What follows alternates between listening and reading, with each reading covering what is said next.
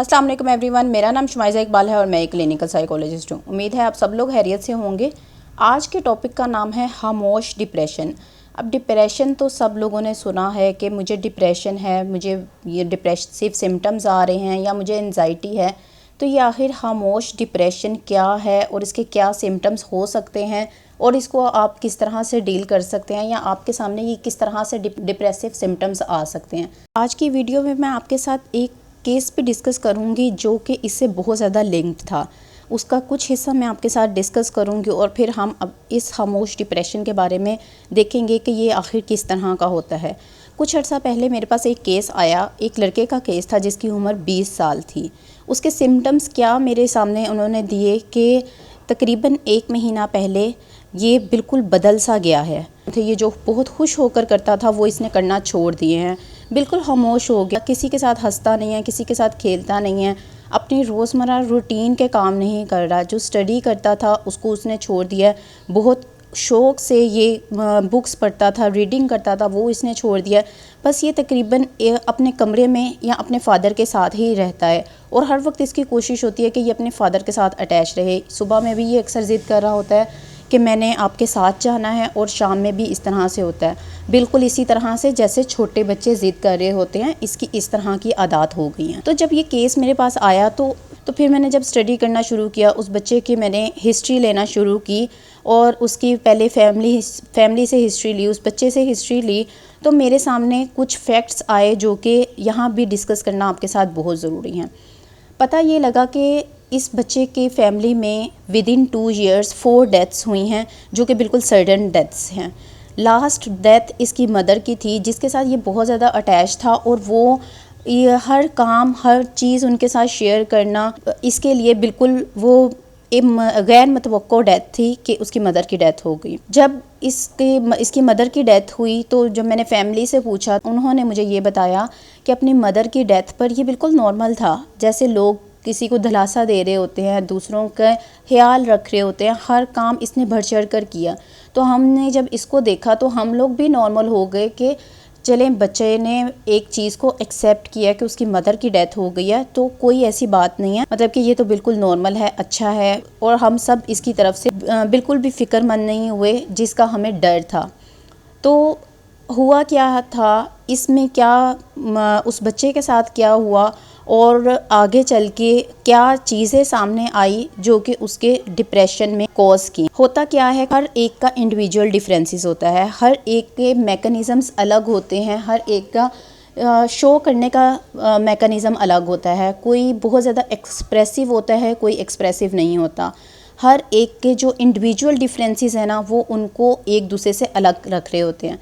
अगर हम डिप्रेशन की बात करते हैं कि डिप्रेशन में क्या होता है, डिप्रेशन में आप किसी को देखेंगे कि उसने आहिस्ता आहिस्ता अपने रूटीन के कामों से किनारा कशी शुरू कर देते हैं, आहिस्ता आहिस्ता अपनी जो बहुत इंटरेस्ट लेके काम कर रहा होता है वो काम करना छोड़ देते हैं। आहिस्ता आहिस्ता ये काम कर रहे होते हैं तो हमारी उन पर एक नज़र होती है कि अच्छा, इसने तो आहिस्ता आहिस्ता ये काम करना क्यों छोड़ रहा है, और हम उस पर एक नज़र रखते हैं और उसको बारे में सोचते हैं और उसको कहीं दिखाने की कोशिश करते हैं। लेकिन ये इस इंडिविजुअल के साथ ऐसा था कि वो बहुत ज़्यादा एक्सप्रेसिव ना होने की वजह से या इंट्रोवर्ट होने की वजह से उसने किसी को भी शो नहीं किया कि मेरे साथ क्या प्रॉब्लम चल रही है। जो खामोश डिप्रेशन के पेशेंट्स आते हैं या होते हैं उनमें ये चीज़ सबसे ज़्यादा देखी गई है कि वो अपने आप को शो नहीं करते। वो दूसरों को ये दिखाना चाहते हैं कि वो बहुत मजबूत हैं, लेकिन अंदर से वो बिल्कुल खोखले हुए होते हैं। अगर वो सामने आपके हंस रहे हैं, अंदर से उनको कोई ना कोई दुख खा रहा होता है और वो उनको खुद भी नहीं पता लग रहा होता। हर काम बहुत ज़्यादा बढ़ चढ़ के कर रहे होते हैं और ये शो करने की कोशिश कर रहे होते हैं कि उनको कोई भी इशू नहीं है। तो वहाँ ये पता लग रहा होता है कि हाँ, ये काफ़ी अरसे से ये शदीद परेशानी में मुब्तला है और वो परेशानी उसको अंदर ही अंदर खा रही होती है।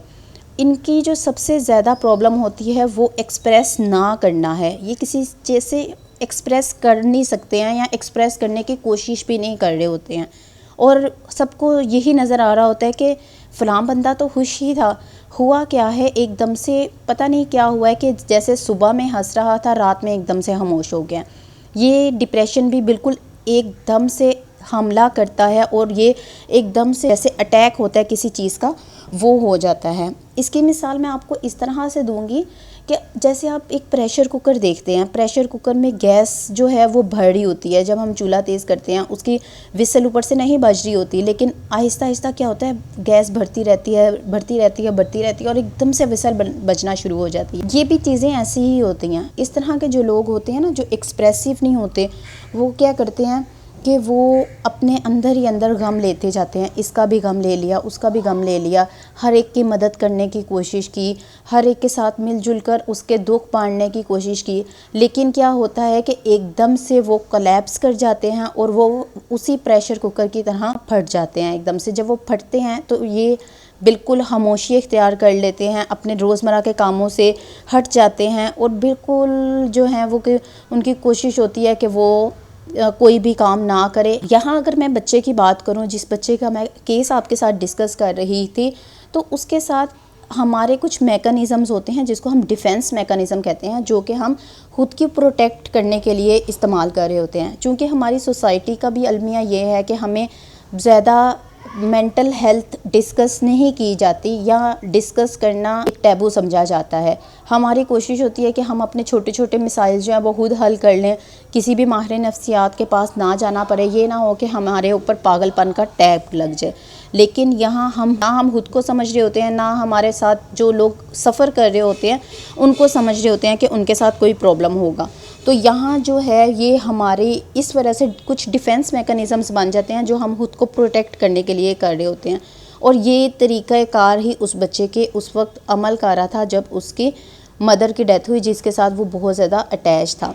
फादर के साथ वो क्लिंगी इस वजह से बहुत ज़्यादा हो गया था कि उसको ये फ़ील होने लगा था कि कहीं ये भी ना चले जाएं, अगर इनको कुछ हो गया तो मेरा क्या होगा, मैं किसके साथ अटैच रहूँगा, मैं किसके साथ अपना कोई चीज़ भी शेयर अगर मैंने करनी है तो वो मैं किसके साथ करूँगा।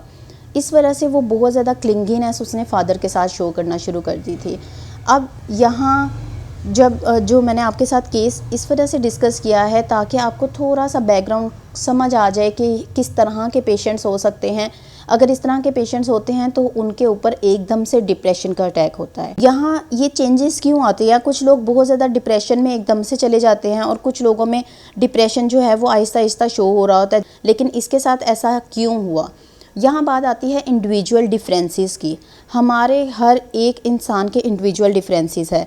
किसी की लाइफ जो है वो उसके अंदर बहुत ज़्यादा सोशल फैक्टर्स ऐसे होते हैं, फैमिली वाले साथ नहीं दे रहे होते, फ्रेंड सर्कल पता नहीं किस तरह का होता है। हर एक की लाइफ उसके अपने लिहाज से होती है।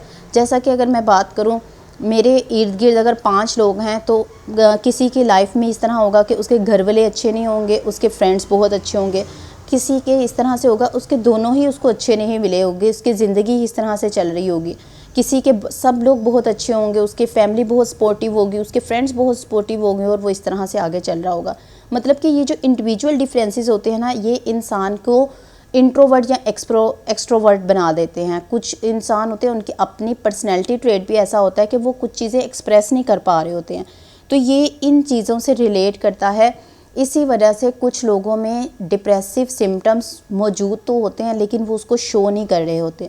बाहर से वो मुस्कुरा ही रहे होते हैं, बाहर से वो हंस ही रहे होते हैं, लेकिन वो उनकी बाद में एकदम से जब वो कोलैप्स करते हैं वहाँ पता लगता है कि अच्छा ये इंसान इतने अरसे से डिप्रेसिव स्टेट में था और हमें नहीं पता लगा और ये हमें हंसता मुस्कुराता और हर काम करता हुआ ही दिखाई दे रहा था। यहाँ एक और चीज़ होती है कि हर एक का टेंशन का रिएक्शन चेंज होता है। जैसा कि अगर मुझे टेंशन होगी तो मैं इसको कहूँगी अच्छा मैं ये कर लूँ, मैं ये फ़लाँ काम कर लूँ, फ़लाँ काम कर लूँ। और कुछ लोग उस टेंशन से बाहर भी आ जाते हैं, लेकिन कुछ लोग छोटी छोटी टेंशन से बाहर नहीं आ सकते, छोटे छोटे स्ट्रेस से बाहर नहीं आ सकते। उनको वो उनके जहन पे बहुत ज़्यादा असर करता है। कुछ लोग होते हैं वो एक्सप्रेसिव बिल्कुल भी नहीं होते, कुछ लोग बहुत ज़्यादा एक्सप्रेसिव होते हैं, यहाँ भी इंडिविजुअल डिफरेंसेस आ जाता है। कुछ लोग होते हैं वो किसी से अपनी कोई चीज़ डिस्कस ही नहीं करते, किसी एक ही इंसान के साथ कर रहे होते हैं और जब उस इंसान के साथ कोई हादसा हो जाता है तो वहाँ उनके साथ ये प्रॉब्लम आ जाती है। मतलब कि उनका एक्सपोजर इस तरह का नहीं हुआ होता, उनकी किसी के साथ बातचीत इस तरह की नहीं हुई होती कि वो किसी से अपने दुख शेयर कर सके, किसी से कोई बात कर सके। तो ये कुछ फैक्टर्स ऐसे हैं जो कि खामोश डिप्रेशन का बाइस बनते हैं। कुछ लोगों में खामोश डिप्रेशन नज़र आता है कि वो सारी ज़िंदगी तो छोटे छोटे स्ट्रेस से गुज़र रहे थे, लेकिन सबके सामने मुस्कुरा रहे थे, और कोलैप्स हुआ तो एकदम से उनका कोलैप्स हुआ और वो मेजर डिप्रेशन में चले गए। मेजर डिप्रेशन से मतलब उन्होंने अपने आप को तन्हा कर लिया, उन्होंने अपने आप किसी से बात करना छोड़ दी, हंसना छोड़ दिया। इनसे पूछें, इनसे कहें कि आप हंसें, अपनी रूटीन बनाएं, तो वो कहती हैं हम किसके साथ हंसें, हम किस चीज़ पर हंसें, हमारा तो हंसने को दिल ही नहीं चाहता, या हमें हंसी आती ही नहीं है। इस तरह के फैक्टर्स होते हैं। फिर अगर इनसे ये कहें कि आप अपनी रूटीन बनाएं, तो ये इस तरह कहते हैं कि हमारी बॉडी के ऊपर इतना वेट होता है, हमें ऐसे लगता है जैसे हम अपने आप को घसीट कर चल रहे होते हैं। इस तरह का जब आपके अंदर आपके साथ प्रॉब्लम्स आना शुरू हो जाती हैं, तो इसका मतलब है कि आप मेजर डिप्रेशन का शिकार हो रहे हैं और मेजर डिप्रेशन में जा रहे हैं। एक और वजह भी एकदम से कोलैप्स करने की ये होती है कि हम बहुत ज़्यादा लोगों पर डिपेंडेंट हो रहे होते हैं, या हम हेल्पिंग हैंड्स ढूंढ रहे होते हैं कि अच्छा मेरी फ़लाँ चीज़ की ये प्रॉब्लम को ये सॉल्व कर देगा, मेरी फ़लाँ प्रॉब्लम को ये सॉल्व कर देगा। अच्छा अगर मुझे कोई मेंटल हेल्थ इशू है तो मैं फ़लाँ से हेल्प ले लूँगा और मैं जो हूँ ना अपनी मेंटल हेल्थ को डील कर लूँगा। या हम मेडिकेशन के पीछे जा रहे होते हैं। तो यहाँ मैं ये भी एक बात आपको क्लियर कर दूँ कि मेडिसिन्स हमारे हार्मोन्स को तो बैलेंस कर सकती है, लेकिन हमारी सोच को चेंज नहीं कर सकती, या हमारी आदत को चेंज नहीं कर सकती। उनका कहना है कि जब आपके मेंटल हेल्थ इश्यूज़ होते हैं तो आपको जो है वो हार्मोनल प्रॉब्लम हो रहा होता है। आपके हार्मोन्स जब बैलेंस हो जाएंगे तो आप डिप्रेशन से भी निकल आएंगे। बेशक ऐसा ही है कि आप डिप्रेशन से निकल आएंगे, एंजाइटी से निकल आएंगे, लेकिन ये जो आपकी आदत बन जाती है ना कि किसी से कोई बात ना करना, कि अपनी सोच जो है वो बहुत ज़्यादा अपने तक महदूद रखना, या नेगेटिव थिंकिंग आना शुरू हो जाना, ये ख़त्म नहीं हो सकती हैं। ये सिर्फ़ और सिर्फ आपके थेरेपी सेशन से ही ख़त्म हो सकती हैं। फिर जब मैंने उस बच्चे के थेरेपी सेशंस लिए तो ये पता लगा कि उसकी सोचें बहुत ज़्यादा नेगेटिव होने लग गई थी। अब नेगेटिव सोचें आप पर किस तरह से असर कर रही होती हैं कि आपको किसी एक चीज़ के बारे में नेगेटिव सोच आती है, फिर उस नेगेटिव सोच के बारे में आपको नेगेटिव सोच आती है। फिर क्या होता है, वो जो नेगेटिव सोच के बारे में नेगेटिव सोच आई है ना, मतलब कि सेकंड सोच, उसके ऊपर एक और होल चढ़ जाता है थर्ड नेगेटिव सोच का, और वो इतनी पुख्ता होना शुरू हो जाती हैं आपकी सोचें कि आप उस नेगेटिव थिंकिंग से बाहर ही नहीं निकल पाते। इसी वजह से कहा जाता है कि अपने डेली लाइफ में छोटी छोटी अगर आपको कहीं भी नेगेटिव थिंकिंग आ रही है तो आप कोशिश करें उसमें से पॉजिटिविटी ढूंढने की, पॉजिटिव थिंकिंग करने की, पॉजिटिव एलिमेंट ढूंढने की किसी भी चीज़ से। इस वजह से अगर आप में भी इस तरह से कोई प्रॉब्लम आ रही हो कि आप नेगेटिव थिंकिंग कर रहे हैं, तो आप कोशिश करें कि आप उसके ऊपर दूसरा, तीसरा, चौथा नेगेटिव थिंकिंग का होल ना चढ़ने दें, उन चीज़ों से बाहर निकलने की कोशिश करें। अब इसकी ट्रीटमेंट का क्या प्रोसीजर होता है? ट्रीटमेंट वही दो तरह से किया जा रहा होता है, या तो मेडिसिन्स की तरह किया जा रहा होता है। मेडिसिन्स उस सूरत में दी जाती हैं जब केस बहुत ज़्यादा क्रॉनिक हो जाता है, जब आप अपनी मेंटल हेल्थ का बिल्कुल भी ध्यान नहीं रखते, और वो इंसान को थोड़ा सा स्टेबल करने के लिए, मतलब कि अगर एक इंसान ने 90% तक अपनी हर चीज़ छोड़ दी है, अपनी रूटीन छोड़ दिया, किसी से बात करना छोड़ दिया है, तन्हाई में रहना शुरू कर दिया है, तो इसका मतलब है उसको फर्स्ट मेडिकेशन की ज़रूरत पड़ेगी ताकि एटलीस्ट वो 60% तक स्टेबल हो जाए। जब वो 60% तक स्टेबल होता है तो थेरेपी सेशंस लिए जाते हैं जिसमें उसकी सोचों पर काम किया जाता है, उसकी सोच के बारे में देखा जाता है। अब यहाँ ये बच्चे के साथ जब मैं केस कर रही थी तो इसके साथ मुझे इसकी नेगेटिव थिंकिंग के साथ साथ इसके कैथारसिस पर भी काम करना पड़ा है। अब कैथारसिस क्या चीज़ होती है? कैथारसिस ये होती है कि जब आप अपने ही अंदर कोई बात को लेकर बैठे रहते हैं वो, और उसको एक्सप्रेस नहीं कर पाते हैं, उसको एक्सप्रेस करेंगे तो आपका दिल हल्का होगा। वो जितना ज़्यादा आप किसी ना किसी से एक्सप्रेस करोगे और उतना ज़्यादा जो है वो बेहतर होता है। तो जब वो बच्चे ने कैथारसिस करना शुरू किया, क्योंकि जब उसके मदर की डेथ हुई तो उसने तो कैथारसिस करना ही बंद कर दिया था, उसने किसी से भी बात करना बंद कर दी थी। तो यहाँ जब उसने मेरे साथ बताया कि इस तरह से मैं अपने मदर के साथ बहुत ज़्यादा अटैच था और उसके बाद किसी से बात ही नहीं कर पाया, तो उसने जब बातें मेरे से शेयर करना शुरू की तो उसको वेस पता लगे कि मैंने इस तरह से एक्सप्रेस करना है। उसको एक्सप्रेस करने के तरीके बताए गए, उसको समझाया गया कि आपने किस तरह से अपने फादर के साथ उनका ध्यान भी रखना है और उनको एक्सप्रेस भी करना है अपनी बातों को। तो ये छोटी छोटी सी चीज़ें होती हैं जो कि हर पेशेंट की हर लिहाज से चेंज होती हैं। हर एक का अगर डिप्रेशन है तो वो तब्दील होता है, हर एक की अगर प्रॉब्लम है तो वो तब्दील होती है। इस वजह से आप ये किसी को भी नहीं कह सकते कि भाई फ़लाँ को डिप्रेशन था, उसने ये काम किया तो वो ठीक हो गया। आपका जो डिप्रेशन है वो आपके लिहाज से ट्रीट किया जाएगा, किसी और के लिहाज से नहीं ट्रीट किया जाएगा।